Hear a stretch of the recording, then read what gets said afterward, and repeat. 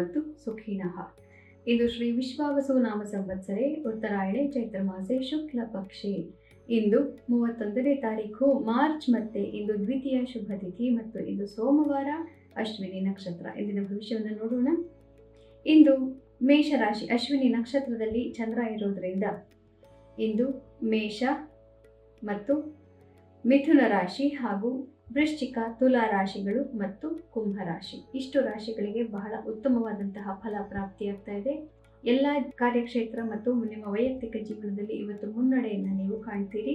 ಇವತ್ತು ಅಶ್ವಿನಿ ನಕ್ಷತ್ರದಲ್ಲಿ ಕೇತುವಿನ ಅಧಿಪತ್ಯ ಇರುವಂತಹ ನಕ್ಷತ್ರದಲ್ಲಿ ಚಂದ್ರ ಇರೋದ್ರಿಂದ ಇಂದು ಎಲ್ಲರಿಗೂ ಮನಸ್ಸಿನಲ್ಲಿ ಸ್ವಲ್ಪ ಉದಾಸೀನವಾದಂತಹ ಭಾವನೆ ಇರುತ್ತೆ. ನಿನ್ನೆ ಹಬ್ಬ ಆಗಿದೆ, ಅದರಿಂದ ಎಲ್ಲ ನಾವು ಇವತ್ತು 2ನೇ ದಿವಸ ವರ್ಷ ತೊಡಕು ಅಂತ ಮಾಡ್ತೀವಿ. ಇವತ್ತು ಕೂಡ ಹಬ್ಬವೇ, ಎಲ್ಲರ ಮನೆಯಲ್ಲೂ ಆಚರಣೆ ಮಾಡಬಹುದು. ಅದರಿಂದ ಹಬ್ಬದ ಊಟವನ್ನು ತಿಂದು ಸ್ವಲ್ಪ ಜಾಡ್ಯ ಜಾಸ್ತಿನೇ ಇರುತ್ತೆ ಮತ್ತು ಸ್ವಲ್ಪ ಮುಂಗೋಪ ಇವತ್ತು ಎಲ್ಲರಿಗೂ ಇರುವಂತಹ ಸಾಧ್ಯತೆ ಇರುತ್ತೆ.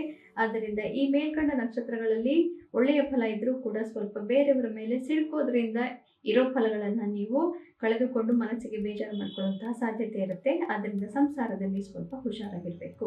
ಮತ್ತೆ ಇಂದು ವೃಷಭ ರಾಶಿ, ಕರ್ಕ ರಾಶಿ, ಕನ್ಯಾ ರಾಶಿ ಹಾಗೂ ಮಕರ ರಾಶಿಗಳಿಗೆ ಸ್ವಲ್ಪ ವಿಷಮ ಫಲ. ಮನಸ್ಸಿಗೆ ಅಷ್ಟೊಂದು ನೆಮ್ಮದಿ ಇರೋದಿಲ್ಲ. 2ನೇ ದಿನ, ವರ್ಷದ 2ನೇ ದಿನ ಆದರೂ ನೀವು ಸುಖವಾಗಿ ಇರಲೇಬೇಕಾದ್ದು. ಯಾಕೆಂದರೆ ಮೊದಲನೇ ದಿನ ಮತ್ತು 2ನೇ ದಿನ, 2 ದಿನ ದ್ವಿತೀಯ ವಿಘ್ನ ಆಗಬಾರದು ಅಂತ ಹೇಳ್ತೀವಿ ನೋಡಿ.